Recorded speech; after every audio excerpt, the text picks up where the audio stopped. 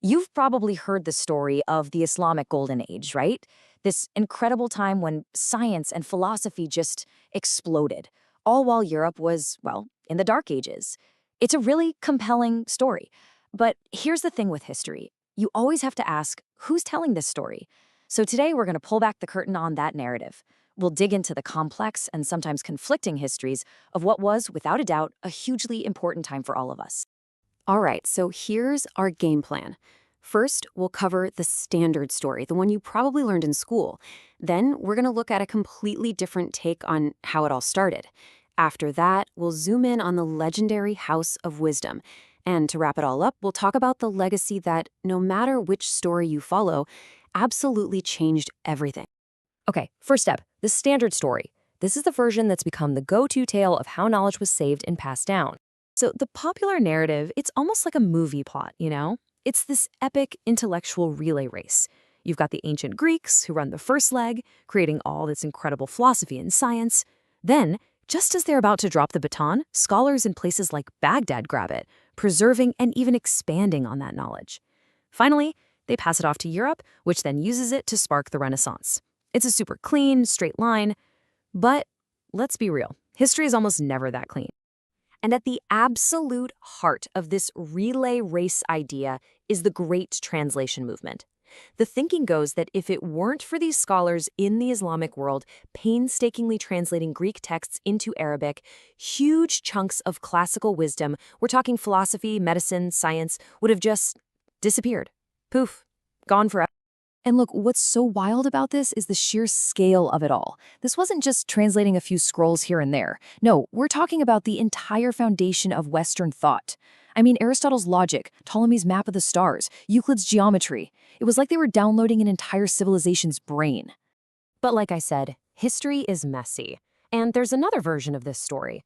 Some sources, especially from Shia traditions, say that whole relay race idea, it's just wrong. They argue that the intellectual boom wasn't about inheriting knowledge from Greece. It was a homegrown intellectual awakening. And this quote right here, it cuts straight to the point. The argument is that the Golden Age didn't kick off because people started translating Greek books. No, that came later.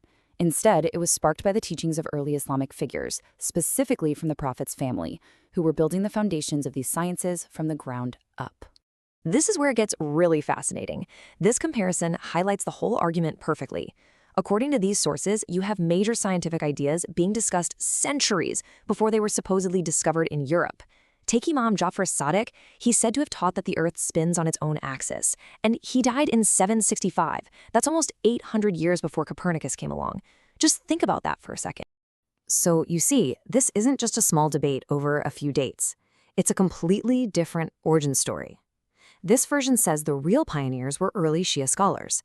It claims that many of the Abbasid caliphs we think of as patrons of science were actually their oppressors. And it flips the script on the translation movement, saying it was a result of this intellectual fire, not the spark that lit it. And it wasn't just about Greece, but also about absorbing knowledge from Persia and India.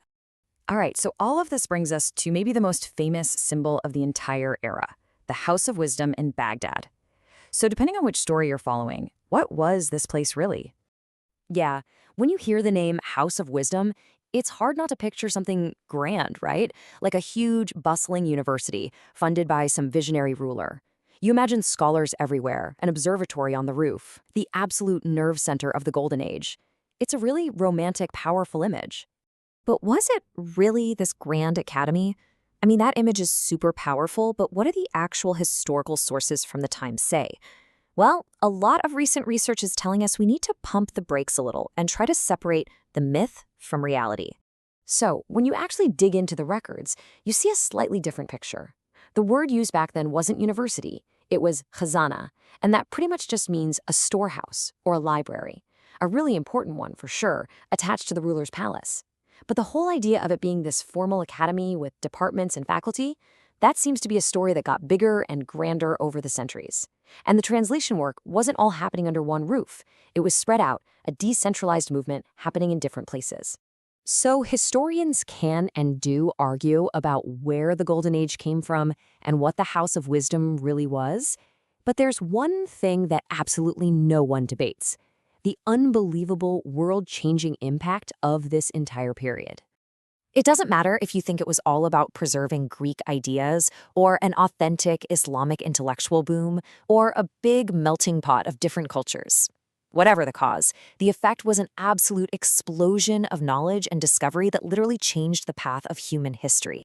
I mean, the scholars from this time were like intellectual rock stars, and their work became essential reading all over the known world. Let's take someone like Ibn Sina, a total genius whose work on medicine and philosophy was an absolute game changer. When his work got to Europe, they called him Avicenna. And his book, The Canon of Medicine, wow, it was the medical textbook in European universities for more than 600 years. 600 years.